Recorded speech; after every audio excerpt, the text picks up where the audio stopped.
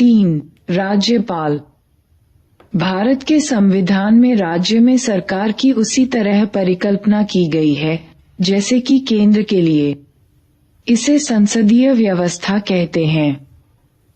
संविधान के छठे भाग के अनुच्छेद 153 से 167 तक राज्य कार्यपालिका के बारे में बताया गया है। राज्य कार्यपालिका में शामिल होते हैं राज्यपाल, मुख्यमंत्री, मंत्रिपरिषद और राज्य के महाधिवक्ता, एडवोकेट जनरल। इस तरह राज्य में उपराज्यपाल का कोई कार्यालय नहीं होता जैसे कि केंद्र में उपराष्ट्रपति होते हैं। राज्यपाल राज्य का कार्यकारी प्रमुख, संवैधानिक मुखिया होता है। राज्यपाल केंद्र सरकार के प्रतिनिधि के रूप में भी कार्य करता है। सामान्यतः प्रत्येक राज्य के लिए एक राज्यपाल होता है, लेकिन 7वें संविधान संशोधन अधिनियम 1956 की धारा के अनुसार एक ही व्यक्ति को 2 या अधिक राज्यों का राज्यपाल भी नियुक्त किया जा सकता है। राज्यपाल की नियुक्ति।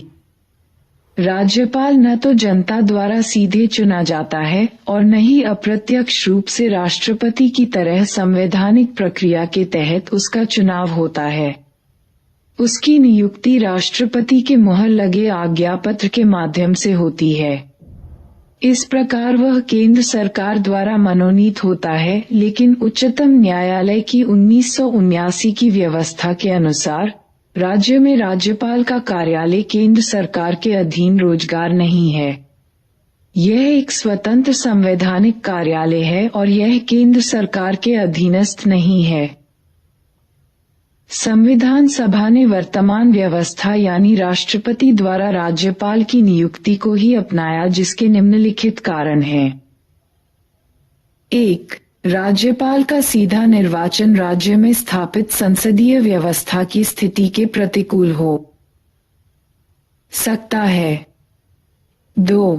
सीधे चुनाव की व्यवस्था से मुख्यमंत्री और राज्यपाल के बीच संघर्ष की स्थिति पैदा हो सकती है। 3. राज्यपाल सिर्फ संवैधानिक प्रमुख होता है, इसलिए उसके निर्वाचन के लिए चुनाव की जटिल व्यवस्था और भारी धन खर्च करने का कोई अर्थ नहीं है। 4.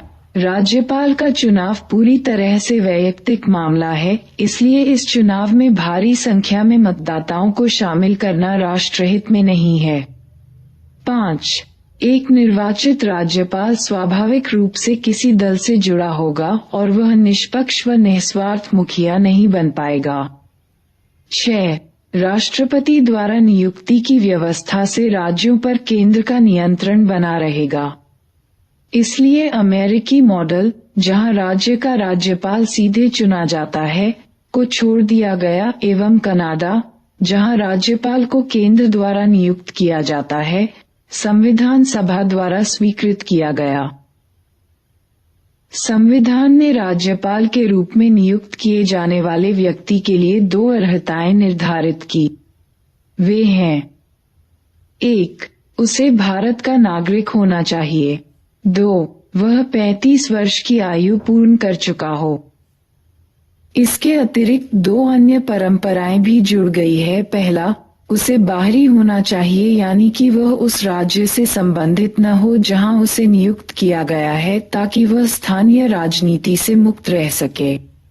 दूसरा, जब राज्यपाल की नियुक्ति हो तब राष्ट्रपति के लिए आवश्यक हो कि वह राज्य के मामले में मुख्यमंत्री से परामर्श करे ताकि राज्य में संवैधानिक व्यवस्था सुनिश्चित हो। राज्यपाल के पद की शर्तें। संविधान में राज्यपाल के पद के लिए निम्नलिखित शर्तों का निर्धारण करता है। 1. उसे न तो संसद सदस्य होना चाहिए और न ही विधानमंडल का सदस्य। यदि ऐसा कोई व्यक्ति राज्यपाल नियुक्त किया जाता है तो उसे सदन से उस तिथि से अपना पद छोड़ना होगा जब से उसने राज्यपाल का पद ग्रहण किया है। 2. उसे किसी लाभ के पद पर नहीं होना चाहिए। 3. वह संसद द्वारा निर्धारित सभी प्रकार की उपलब्धियों, विशेषाधिकार और भत्तों के लिए अधिकृत होगा। 4. यदि वही व्यक्ति 2 या अधिक राज्यों में बतौर राज्यपाल नियुक्त होता है तो ये उपलब्धियां और भत्ते राष्ट्रपति द्वारा तय मानकों के हिसाब से राज्य मिलकर प्रदान करेंगे। 5. कार्यकाल के दौरान उनकी आर्थिक उपलब्धियों व भत्तों को कम नहीं किया जा सकता। 2018 में संसद ने राज्यपाल का वेतन 1.10 लाख रुपये से बढ़ाकर 3.50 लाख रुपये प्रतिमाह कर दिया है। अपने कार्यकाल के दौरान उसे आपराधिक कार्यवाही, चाहे वह व्यक्तिगत क्रियाकलाप हो, की सुनवाई से उन्मुक्ति प्राप्त है। उसे गिरफ्तार कर कारावास में नहीं डाला जा सकता है। यद्यपि 2 महीने के नोटिस पर व्यक्तिगत क्रियाकलापों पर उनके विरुद्ध नागरिक कानून संबंधी कार्यवाही प्रारंभ की जा सकती है। शपथ में राज्यपाल प्रतिज्ञा करते हैं। 1. निष्ठापूर्वक दायित्वों का निर्वहन करेगा। 2. संविधान और विधि की रक्षा, संरक्षण और प्रतिरक्षा करेगा। 3. स्वयं को राज्य की जनता के हित व सेवा में समर्पित करेगा। राज्यपाल को शपथ संबंधित राज्य के उच्च न्यायालय के मुख्य न्यायाधीश दिलवाते हैं। उनकी अनुपस्थिति में उपलब्ध वरिष्ठतम न्यायाधीश शपथ दिलवाते हैं। राज्यपाल की पदावधि। उच्चतम न्यायालय ने यह व्यवस्था दी है कि राज्यपाल के ऊपर राष्ट्रपति के प्रसाद पर्यंत का मामला न्यायपूर्ण नहीं है। राज्यपाल के पास न तो कार्यकाल की सुरक्षा है और न ही कार्यालय की निश्चित है। उसे राष्ट्रपति द्वारा किसी भी समय वापस बुलाया जा सकता है। संविधान ने ऐसी कोई विधि नहीं बनाई है जिसके तहत राष्ट्रपति राज्यपाल को हटा दे। राष्ट्रपति एक राज्यपाल को उसके बचे हुए कार्यकाल के लिए किसी दूसरे राज्य में स्थानांतरित कर सकते हैं। इसी तरह एक राज्यपाल जिसका कार्यकाल पूरा हो चुका है को भी उसी राज्य या अन्य राज्य में दोबारा नियुक्त किया जा सकता है। एक राज्यपाल 5 वर्ष के अपने कार्यकाल के बाद भी तब तक पद पर बना रह सकता है जब तक कि उसका उत्तराधिकारी कार्य ग्रहण न कर ले। राज्यपाल का निधन। ऐसी परिस्थिति में संबंधित राज्य के उच्च न्यायालय के मुख्य न्यायाधीश को अस्थायी तौर पर राज्यपाल का कार्यभार सौंपा जा सकता है। राज्यपाल की शक्तियां एवं कार्य। राज्यपाल को राष्ट्रपति के अनुरूप कार्यकारी, विधायी, वित्तीय और न्यायिक शक्तियां प्राप्त होती हैं। यद्यपि राज्यपाल को राष्ट्रपति के समान कूटनीतिक, सैन्य या आपातकालीन शक्तियां प्राप्त नहीं होती। राज्यपाल की शक्तियों और उसके कार्यों को हम निम्नलिखित शीर्षकों के अंतर्गत समझ सकते हैं। 1. कार्यकारी शक्तियां। 2. विधायी शक्तियां। 3. वित्तीय शक्तियां। 4. न्यायिक शक्तियां। 1. कार्यकारी शक्तियां। राज्यपाल की कार्यकारी शक्तियां इस प्रकार हैं। 1. राज्य सरकार के सभी कार्यकारी कार्य औपचारिक रूप से राज्यपाल के नाम पर होते हैं। 2. वह इस संबंध में नियम बना सकता है कि उसके नाम से बनाए गए और कार्य निषादित आदेश और अन्य प्रपत्र कैसे प्रमाणित होंगे। 3. वह मुख्यमंत्री एवं अन्य मंत्रियों को नियुक्त करता है। वे सब राज्यपाल के प्रसाद पर्यंत पद धारण करते हैं। छत्तीसगढ़, मध्य प्रदेश, झारखंड तथा ओडिशा में राज्यपाल द्वारा नियुक्त जनजाति कल्याण मंत्री होगा। 4. वह राज्य के महाधिवक्ता को नियुक्त करता है और उसका पारिश्रमिक तय करता है। महाधिवक्ता का पद राज्यपाल के प्रसाद पर्यंत रहता है। 5. वह राज्य लोक सेवा आयोग के अध्यक्ष और सदस्यों को नियुक्त करता है, लेकिन उन्हें सिर्फ राष्ट्रपति ही हटा सकता है, न कि राज्यपाल। 6. वह मुख्यमंत्री से प्रशासनिक मामलों या किसी विधायी प्रस्ताव की जानकारी प्राप्त कर सकता है। 7. वह राष्ट्रपति से राज्य में संवैधानिक आपातकाल के लिए सिफारिश कर सकता है। राज्य में राष्ट्रपति शासन के दौरान उसकी कार्यकारी शक्तियों का विस्तार राष्ट्रपति के प्रतिनिधि के रूप में हो जाता है। 8. वह राज्य के विश्वविद्यालयों का कुलाधिपति होता है। वह राज्य के विश्वविद्यालयों के कुलपतियों की नियुक्ति करता है। 2. विधायी शक्तियां। राज्यपाल राज्य विधानसभा का अभिन्न अंग होता है। इस नाते उसकी निम्नलिखित विधायी शक्तियां एवं कार्य होते हैं। 1. वह राज्य विधानसभा के सत्र को आहूत या सत्रावसान और विघटित कर सकता है। 2. वह किसी सदन या विधानमंडल के सदनों को विचाराधीन विधेयकों या अन्य किसी मसले पर संदेश भेज सकता है। 3. जब विधानसभा अध्यक्ष और उपाध्यक्ष का पद खाली हो तो वह विधानसभा के किसी सदस्य को कार्यवाही सुनिश्चित करने के लिए नियुक्त कर सकता है। 4. राज्य विधान परिषद के कुल सदस्यों के छठे भाग को वह नामित कर सकता है, जिन्हें साहित्य, विज्ञान, कला, सहकारिता आंदोलन और समाज सेवा का ज्ञान हो या इसका व्यवहारिक अनुभव हो। 5. वह राज्य विधानसभा के लिए एक आंग्ल भारतीय समुदाय से एक सदस्य की नियुक्ति कर सकता है। 6. विधानसभा सदस्य की निरर्हता के मुद्दे पर निर्वाचन आयोग से विमर्श करने के बाद वह इसका निर्णय करता है। 7. राज्य विधानमंडल द्वारा पारित किसी विधेयक को राज्यपाल के पास भेजे जाने पर वह विधेयक को स्वीकार कर सकता है या ब स्वीकृति के लिए उसे रोक सकता है या स विधेयक को, यदि यह धन संबंधी विधेयक न हो, विधानमंडल के पास पुनर्विचार के लिए वापस कर सकता है। हालांकि राज्य विधानमंडल द्वारा पुनः बिना परिवर्तन के विधेयक को पास कर दिया जाता है तो राज्यपाल को अपनी स्वीकृति देनी होती है या द विधेयक को राष्ट्रपति के विचार के लिए सुरक्षित रख सकता है। एक ऐसे मामले में इसे सुरक्षित रखना अनिवार्य है जहां राज्य विधानमंडल द्वारा पारित विधेयक उच्च न्यायालय की स्थिति को खतरे में डालता है। इसके अलावा यदि निम्नलिखित परिस्थितियां हों तब भी राज्यपाल विधेयक को सुरक्षित रख सकता है। 1. अधिकारातीत अर्थात संविधान के उपबंधों के विरुद्ध हो। 2. राज्य नीति के निदेशक तत्वों के विरुद्ध हो। 3. देश के व्यापक हित के विरुद्ध हो। 4. संविधान के अनुच्छेद 31 क के तहत संपत्ति के अनिवार्य अधिग्रहण से संबंधित हो। 8. जब राज्य विधानमंडल का सत्र न चल रहा हो तो वह औपचारिक रूप से अध्यादेश की घोषणा कर सकता है। इन अध्यादेशों की राज्य विधानमंडल से 6 हफ्तों के भीतर स्वीकृति होनी आवश्यक है। वह किसी भी समय किसी अध्यादेश को समाप्त भी कर सकता है। यह राज्यपाल का सबसे महत्वपूर्ण अधिकार है। 9. वह राज्य के लेखों से संबंधित राज्य वित्त आयोग, राज्य लोक सेवा आयोग और नियंत्रक एवं महालेखा परीक्षक की रिपोर्ट को राज्य विधानसभा के सामने प्रस्तुत करता है।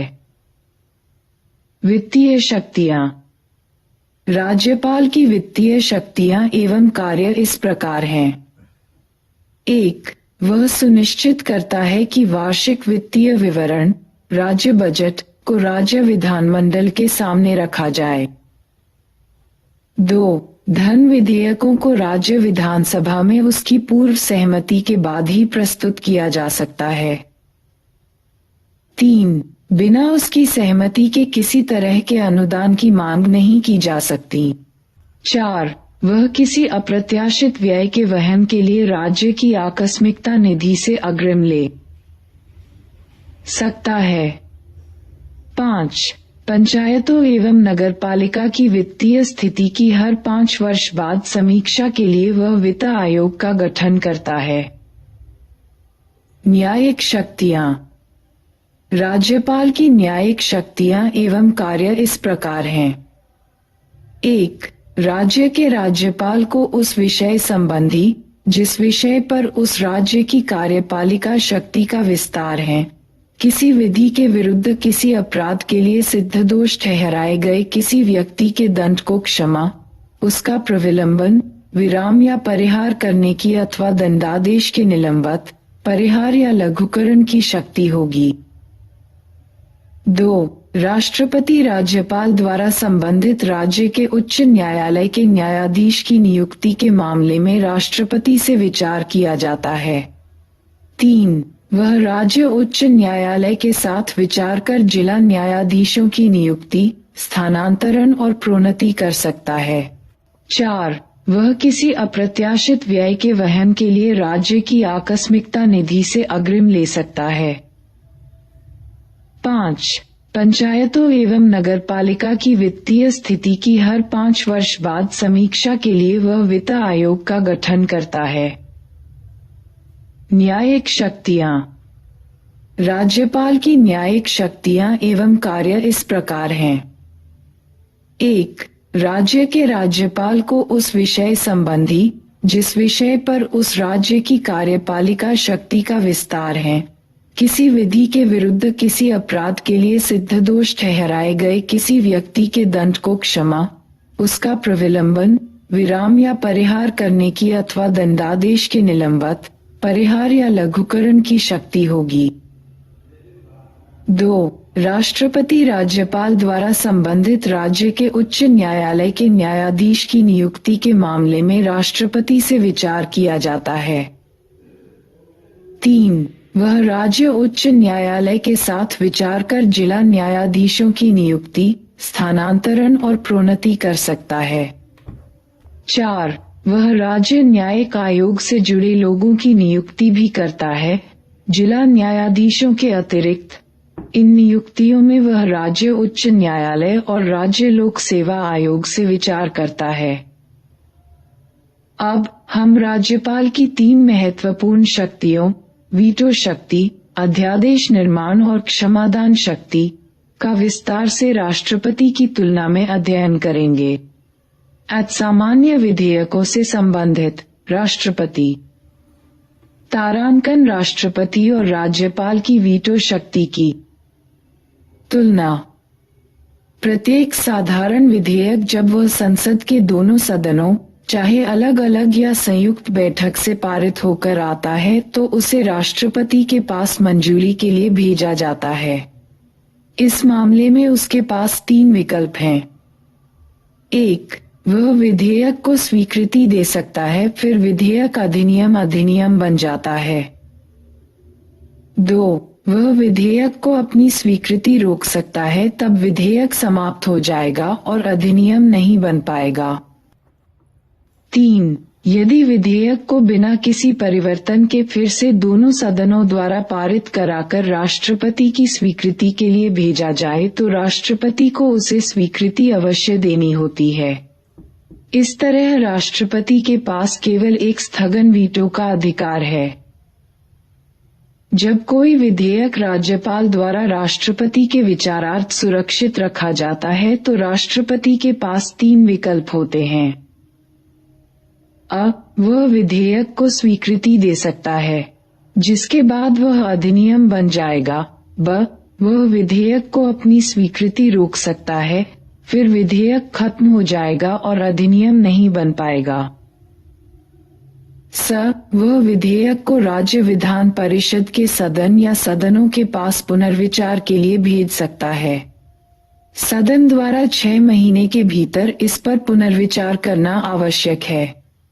यदि विधेयक को कुछ सुधार या बिना सुधार के राष्ट्रपति की स्वीकृति के लिए दोबारा भेजा जाए, तो राष्ट्रपति इसे देने के लिए बाध्य नहीं है। वह स्वीकृत कर भी सकता है और नहीं भी। सर्वाधिकार कॉपीराइट राज्यपाल।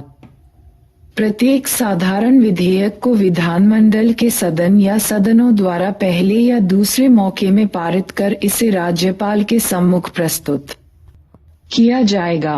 राज्यपाल के पास 4 विकल्प हैं। 1. वह विधेयक को स्वीकृति प्रदान कर सकता है, विधेयक फिर बन जाता है। 2. वह विधेयक को अपनी स्वीकृति रोक सकता है, ऐसी स्थिति में विधेयक समाप्त हो जाएगा और अधिनियम नहीं बन पाएगा। 3. यदि विधेयक को बिना किसी परिवर्तन के फिर से दोनों सदनों द्वारा पारित कराकर राज्यपाल की स्वीकृति के लिए भेजा जाए तो राज्यपाल को उसे स्वीकृति अवश्य देनी होती है। इस तरह राज्यपाल के पास केवल स्थगन वीटो का अधिकार है। 4. वह विधेयक को राष्ट्रपति की केवल के लिए सुरक्षित रख सकता है।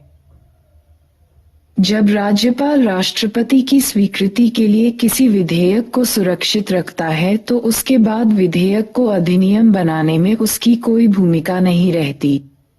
यदि राष्ट्रपति द्वारा उस विधेयक को पुनर्विचार के लिए सदन या सदनों के पास भेजा जाता है और उसे दोबारा पारित कर फिर राष्ट्रपति के पास स्वीकृति के लिए भेजा जाता है, यही राष्ट्रपति स्वीकृति देता है तो यह अधिनियम बन जाता है। इसका तात्पर्य है कि अब राज्यपाल की स्वीकृति की आवश्यकता नहीं रह जाती है। धन विधेयकों से संबंधित।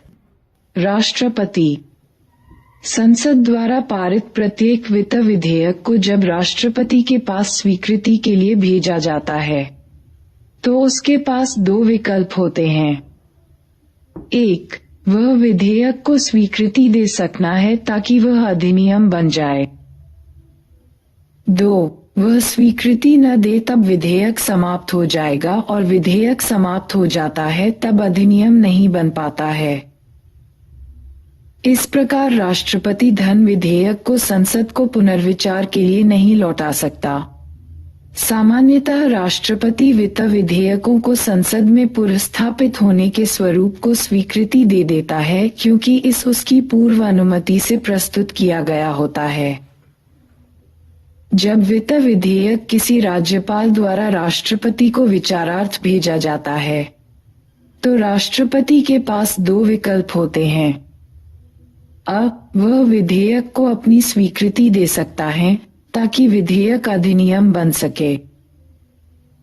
वह उसे अपनी स्वीकृति रोक सकता है, तब विधेयक खत्म हो जाएगा और अधिनियम नहीं बन पाएगा। इस प्रकार राष्ट्रपति वित्त विधेयक को राज्य विधानसभा के पास पुनर्विचार के लिए नहीं भेज सकता, जैसा कि संसद के मामले में। राज्यपाल कोई भी वित्त विधेयक जब राज्य विधानमंडल द्वारा पारित कर राज्यपाल के पास स्वीकृति के लिए भेजा जाता है तो उसके पास 3 विकल्प होते हैं। 1. वह विधेयक को अपनी स्वीकृति दे सकता है, तब विधेयक अधिनियम बन जाता है। 2. वह विधेयक को अपनी स्वीकृति रोक सकता है जिससे अधिनियम नहीं बन पाएगा। 3. वह विधेयक को राष्ट्रपति के विचारार्थ सुरक्षित रख सकता है। इस तरह राज्यपाल वित्त विधेयक को पुनर्विचार के लिए राज्य विधानसभा को वापस नहीं कर सकता। सामान्यतः उसकी पूर्व अनुमति के बाद विधानसभा द्वारा पुनर्स्थापित वित्त विधेयक को वह स्वीकृति दे देता है। जब राज्यपाल राष्ट्रपति के विचारार्थ वित्त विधेयक को सुरक्षित रखता है तो इस विधेयक के क्रियाकलाप पर फिर उसकी कोई भूमिका नहीं रहती। यदि राष्ट्रपति विधेयक को स्वीकृति दे दे तो यह अधिनियम बन जाता है। इसका अर्थ है कि राज्यपाल की स्वीकृति अब आवश्यक नहीं है। इसका तात्पर्य है कि आगे चलकर राज्यपाल की मंजूरी आवश्यक नहीं है। तारांकन अध्यादेश निर्माण में राष्ट्रपति एवं राज्यपाल के अधिकारों की तुलना। राष्ट्रपति 1. वह किसी अध्यादेश को केवल तभी प्रख्यापित कर सकता है जब संसद के दोनों सदन या कोई एक सदन सत्र में न हो। दूसरे उपबंध से अभिप्राय है कि राष्ट्रपति तब भी कोई अध्यादेश प्रख्यापित कर सकता है जब केवल एक सदन सत्र में हो, क्योंकि कोई भी विधि दोनों सदनों द्वारा पारित की जानी होती है, न कि एक सदन द्वारा विधेयक का दोनों सदनों द्वारा पारित होना जरूरी है। 2. वह किसी अध्यादेश को तभी प्रख्यापित कर सकता है जब वह देखे कि ऐसी परिस्थितियां बन गई हैं कि त्वरित कदम उठाना आवश्यक है। 3. अध्यादेश निर्माण शक्ति के मामले में उसे संसद के सह अस्तित्व में के समान शक्ति है, अर्थात वह उन्हीं विषयों अध्यादेश जारी करता है जिनके संबंध में संसद विधि बनाती है। 4. उसके द्वारा जारी कोई अध्यादेश उसी तरह प्रभावी है जैसे संसद द्वारा निर्मित कोई अधिनियम। 5. संसद द्वारा पारित किसी अधिनियम की सीमाओं के बराबर ही उसके द्वारा जारी अध्यादेश की सीमाएं हैं। इसका मतलब उसके द्वारा जारी अध्यादेश अवैध हो सकता है यदि वह संसद द्वारा बना सकने योग्य न हो। 6. वह एक अध्यादेश को किसी भी समय वापस कर सकता है। 7. उसकी अध्यादेश निर्माण की शक्ति स्वैच्छिक नहीं है। इसका मतलब वह कोई विधि बनाने या किसी अध्यादेश को वापस लेने का काम केवल प्रधानमंत्री के नेतृत्व वाली मंत्रिपरिषद के परामर्श पर ही कर सकता है। 8. उसके द्वारा जारी अध्यादेश को संसद के दोनों सदनों के सभापटल पर रखा जाना चाहिए। 9. उसके द्वारा जारी अध्यादेश संसद का सत्र प्रारंभ होने के 6 सप्ताह के उपरांत समाप्त हो जाता है। यह उस स्थिति में पहले भी समाप्त हो जाता है जब संसद के दोनों सदन इसे अस्वीकृत करने का संकल्प पारित करे। 10. उसे अध्यादेश बनाने में किसी निर्देश की आवश्यकता नहीं होती। सर्वाधिकार कॉपीराइट राज्यपाल। 1. वह किसी अध्यादेश को तभी प्रख्यापित कर सकता है जब विधानसभा एक परिषदीय व्यवस्था में सत्र में न हो या सत्र में बहुसदस्यीय व्यवस्था विधानमंडल के सदन सत्र में न हो। दूसरी व्यवस्था कानून के अध्यादेश के बारे में तब लागू होती है जब केवल एक सदन बहुसदनीय व्यवस्था सत्र में न हो क्योंकि कोई भी विधि दोनों सदनों द्वारा पारित की जानी होती है न कि एक सदन द्वारा विधेयक का दोनों सदनों द्वारा पारित होना जरूरी है। 2. जब वह इस बात से संतुष्ट हो कि अब ऐसी परिस्थितियां आ गई हैं कि तुरंत कदम उठाया जाना जरूरी है तो वह अध्यादेश प्रख्यापित कर सकता है। 3. अध्यादेश निर्माण की उसकी शक्ति राज्य विधान परिषद के सह अस्तित्व के रूप में है, यानी वह उन्हीं मुद्दों पर अध्यादेश जारी करता है जिन पर विधानमंडल को विधि बनाने का अधिकार है। 4. उसके द्वारा जारी अध्यादेश की शक्ति राज्य विधानमंडल द्वारा जारी अधिनियम के समान होती है। 5. उसके द्वारा अध्यादेश की मान्यता राज्य विधान परिषद के अधिनियम के बराबर है, अर्थात उसके द्वारा जारी अध्यादेश यदि विधानमंडल द्वारा पारित करने की सीमा में नहीं होगा तो वह अवैध हो जाएगा। 6. वह एक अध्यादेश को किसी भी समय वापस कर सकता है। 7. उसकी अध्यादेश निर्माण की शांति स्वैच्छिक नहीं है। इसका मतलब वह कोई विधि बनाने या किसी अध्यादेश को वापस लेने का काम केवल मुख्यमंत्री के नेतृत्व वाली मंत्रिपरिषद की सलाह पर ही कर सकता है। 8. उसके द्वारा जारी अध्यादेश को पुनर्निर्मित करने के लिए उसे विधानमंडल के दोनों सदनों द्विसदनीय व्यवस्था में के सामने प्रस्तुत करना चाहिए।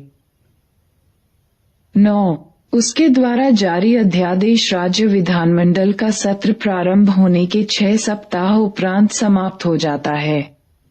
यह इससे पहले भी समाप्त हो सकता है यदि राज्य विधानसभा इसे अस्वीकृत करे और विधान परिषद जहां हो इस अस्वीकृति को सहमति प्रदान करे। 10. यह बिना राष्ट्रपति से निर्देश के निम्न 3 मामलों में अध्यादेश नहीं बना सकता यदि राज्य विधानमंडल में इसकी प्रस्तुति के लिए राष्ट्रपति की पूर्व स्वीकृति आवश्यक हो, ब. यदि वह समान उपबंधों वाले विधेयक को राष्ट्रपति के विचारार्थ आवश्यक माने, स. यदि राज्य विधानमंडल का अधिनियम ऐसा हो कि राष्ट्रपति की स्वीकृति के बिना यह अवैध हो जाए। तारांकन क्षमादान के मामले में राष्ट्रपति एवं राज्यपाल की तुलनात्मक शक्तियां। राष्ट्रपति 1. वह केंद्रीय विधि के विरुद्ध किसी अपराध के लिए दोष सिद्ध ठहराए गए किसी व्यक्ति के दंड को क्षमा, उसका प्रतिलंबन, विराम या परिहार करने की अथवा दंडादेश का निलंबन, परिहार या लघुकरण कर सकता है। 2.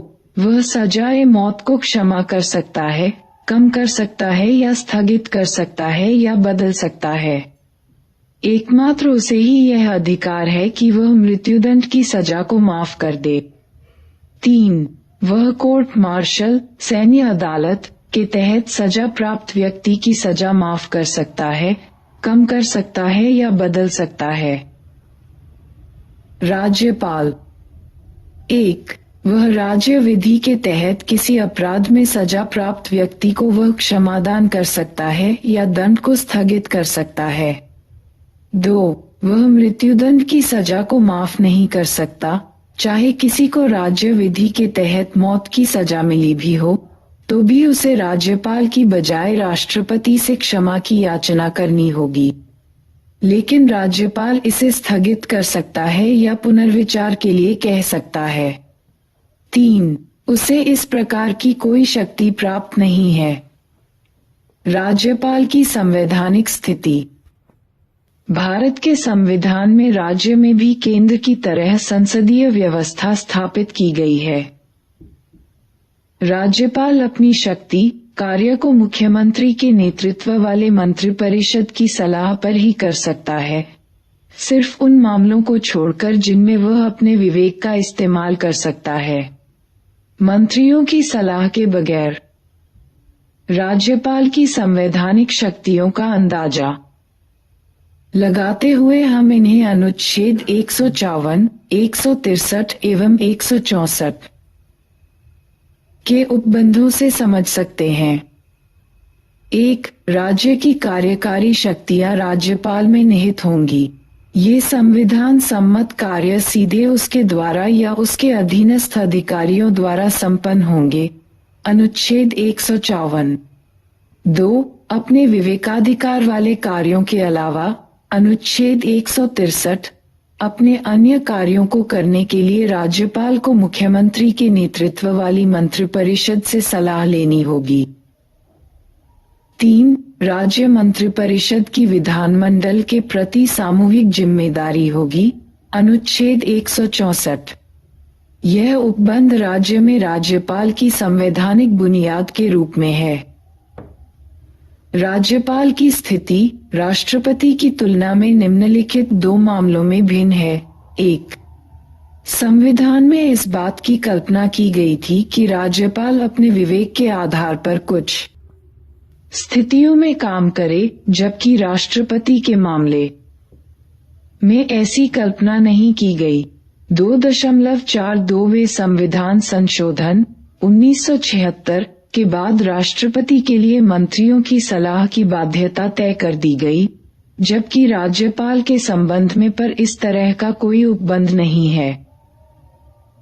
यदि राज्यपाल के विवेकाधिकार पर कोई प्रश्न उठे तो राज्यपाल का निर्णय अंतिम एवं वैध होगा। इस संबंध में इस आधार पर प्रश्न नहीं उठाया जा सकता कि उसे विवेकानुसार निर्णय लेने का अधिकार था या नहीं। राज्यपाल के संवैधानिक विवेकाधिकार निम्नलिखित मामलों में है। 1. राष्ट्रपति के विचारार्थ किसी विधेयक को आरक्षित करना। 2. राज्य में राष्ट्रपति शासन की सिफारिश करना। 3. पड़ोसी केंद्र शासित राज्य में अतिरिक्त प्रभार की स्थिति में बतौर प्रशासक के रूप में कार्य करते समय। 4. असम, मेघालय, त्रिपुरा और मिजोरम के राज्यपाल द्वारा खनिज उत्खनन की रॉयल्टी के रूप में जनजातीय जिला परिषद को देय राशि का निर्धारण। 5. राज्य के विधान परिषद एवं प्रशासनिक मामलों में मुख्यमंत्री से जानकारी प्राप्त करना। राज्यपाल राष्ट्रपति की तरह परिस्थितिजन्य निर्णय ले सकता है, जैसे राजनीतिक स्थिति के मामले में अप्रत्यक्ष निर्णय। यह सब निम्नलिखित मामलों में संबंधित है। 1. विधानसभा चुनाव में किसी भी दल को पूर्ण बहुमत न मिलने की स्थिति में या कार्यकाल के दौरान अचानक मुख्यमंत्री का निधन हो जाने एवं उसके निश्चित उत्तराधिकारी न होने पर मुख्यमंत्री की नियुक्ति के मामले में। 2. राज्य विधानसभा में विश्वास मत हासिल न करने पर मंत्रिपरिषद की बर्खास्तगी के मामले में।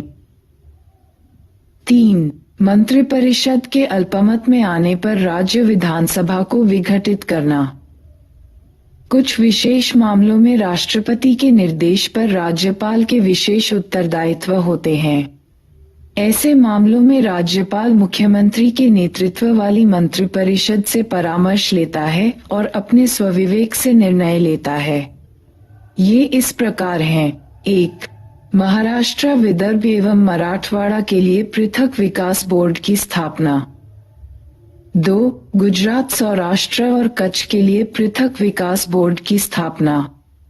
3. नागालैंड, त्वेनसांग नागा पहाड़ियों पर आंतरिक विघ्नों के चलते कानून एवं व्यवस्था के संबंध में। 4. असम जनजातीय इलाकों में प्रशासनिक व्यवस्था।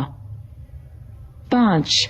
मणिपुर राज्य के पहाड़ी इलाकों में प्रशासनिक व्यवस्था।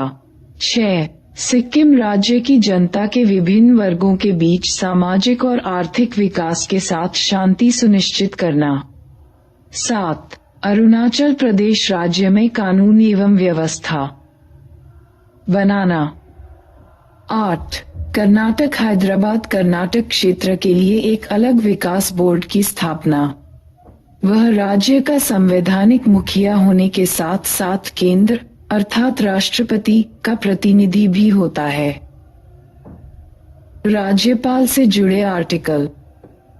राज्यों के राज्यपाल आर्टिकल 153, राज्य की कार्यपालक शक्ति आर्टिकल 154, राज्यपाल की नियुक्ति आर्टिकल 155, राज्यपाल का कार्यकाल 156, राज्यपाल के नियुक्त होने के लिए अर्हता 157, राज्यपाल कार्यालय के लिए दिशाएं 158, राज्यपाल द्वारा शपथ ग्रहण 159, कतिपय आकस्मिक परिस्थितियों में राज्यपाल के कार्य 160, राज्यपाल को क्षमादान आदि की शक्ति 161, राज्य की कार्यपालक शक्ति की सीमा 162, मंत्रिपरिषद का राज्यपाल को सहयोग तथा सलाह देना 163, मंत्रियों से संबंधित अन्य प्रावधान जैसे नियुक्ति, कार्यकाल तथा वेतन इत्यादि 164, राज्य का महाधिवक्ता 165, राज्य की सरकार द्वारा संचालित कार्यवाही 166, राज्यपाल को सूचना देने इत्यादि का मुख्यमंत्री का दायित्व 167, राज्य विधायिका का सत्र 17वां तथा उसका भंग होना 174, राज्यपाल का राज्य विधायिका के किसी अथवा दोनों सदनों को संबोधित करने अथवा संदेश देने का अधिकार 175, राज्यपाल द्वारा विशेष संबोधन 176, विधेयक पर सहमति, राज्यपाल द्वारा राज्य विधायिका द्वारा पारित विधेयकों पर स्वीकृति प्रदान करना 200, राज्यपाल द्वारा विधेयक को राष्ट्रपति के विचारार्थ सुरक्षित रख लेना 201, राज्यपाल की अध्यादेश जारी करने की शक्ति 213, राज्यपाल की उच्च न्यायालय के न्यायाधीशों की नियुक्ति के मामले में राष्ट्रपति द्वारा सलाह लेना 217, राज्यपाल द्वारा जिला न्यायाधीशों की नियुक्ति 233, राज्यपाल द्वारा न्यायिक सेवा के लिए नियुक्ति जिला न्यायाधीशों को छोड़कर 234, अन्य तथ्य 1. छठी अनुसूची का पैरा 9(2) कहता है कि यदि जिला परिषद को दिए जाने वाले ऐसे स्वामित्व के अंश के बारे में कोई विवाद उत्पन्न होता है तो वह राज्यपाल को अवधारण के लिए निर्देशित किया जाएगा और राज्यपाल द्वारा अपने विवेक के अनुसार अवधारित रकम जिला परिषद को संदेय रकम समझी जाएगी और राज्यपाल का विनिश्चय अंतिम होगा। छठी अनुसूची में असम, मेघालय, त्रिपुरा और मिजोरम के जनजातीय क्षेत्रों के प्रशासन के बारे में उपबंध हैं। 2.